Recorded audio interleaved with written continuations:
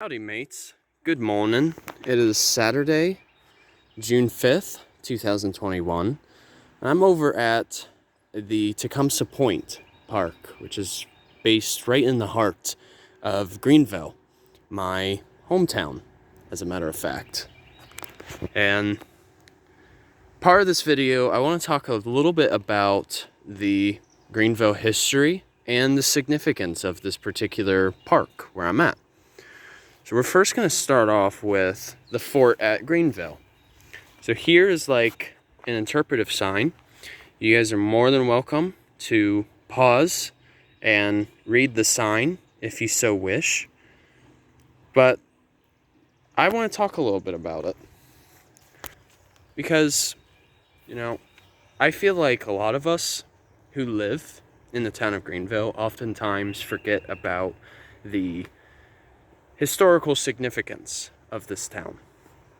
So, back during the Revolutionary War, one mad General Anthony Wayne, one of the leaders of the Continental U.S. Army during the time, he actually established a fort to be here in this part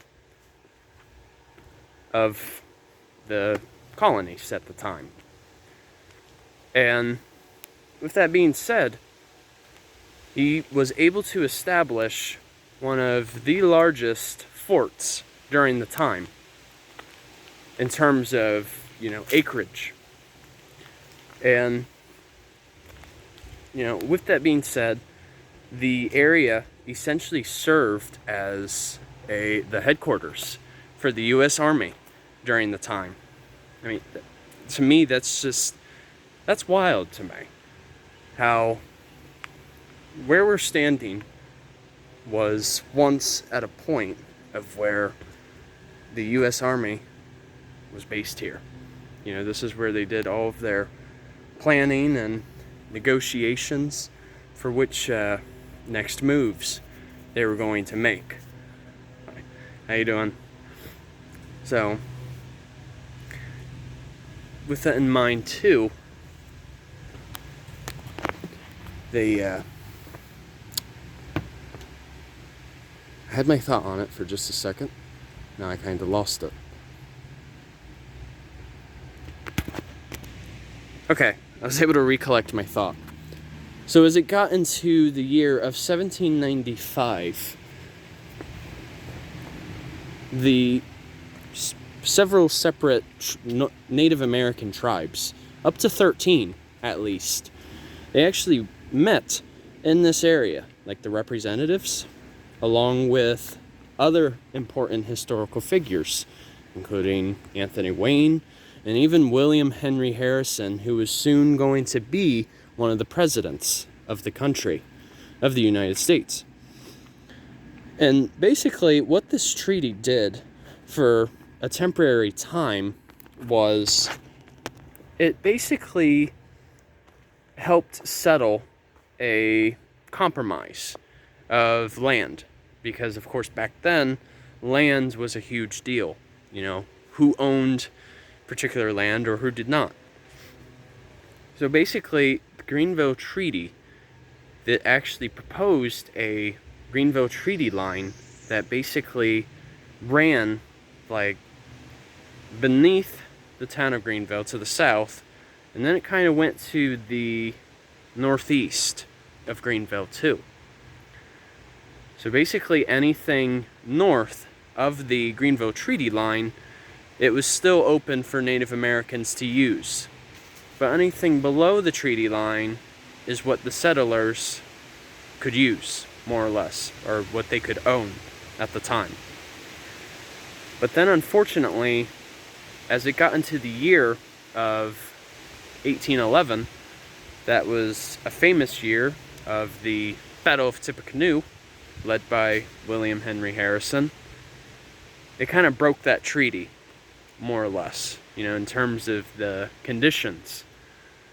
And so, when it approached, I believe, 1814, there was technically a second treaty that was signed in the same exact area.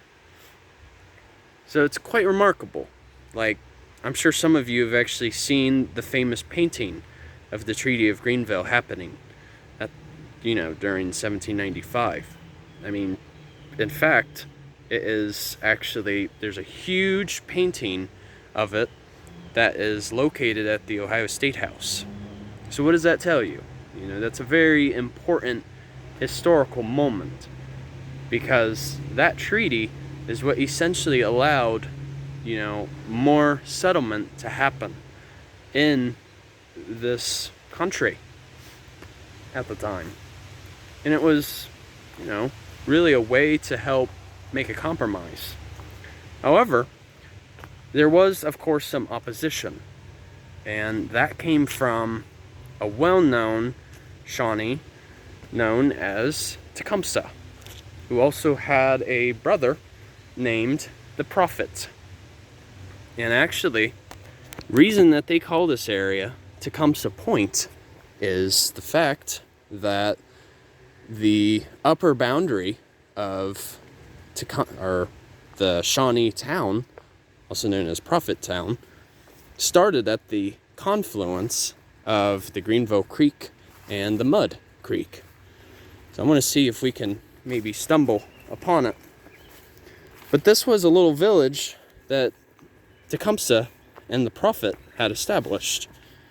And they were trying, and it was in this area where he was trying to basically have Native American tribes join forces to form the Indian Confederation. However, he unfortunately failed.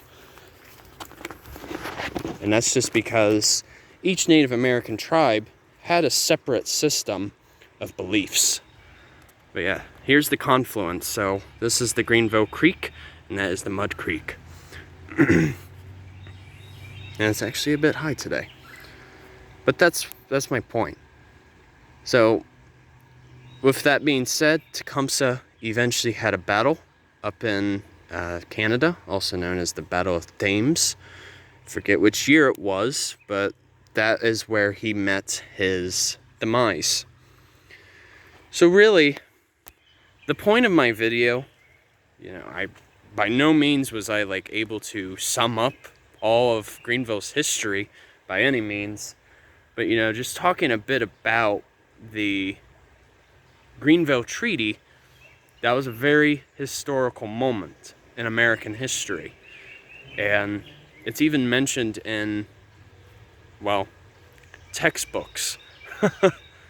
And it's also made great reference, too, in historical documentaries.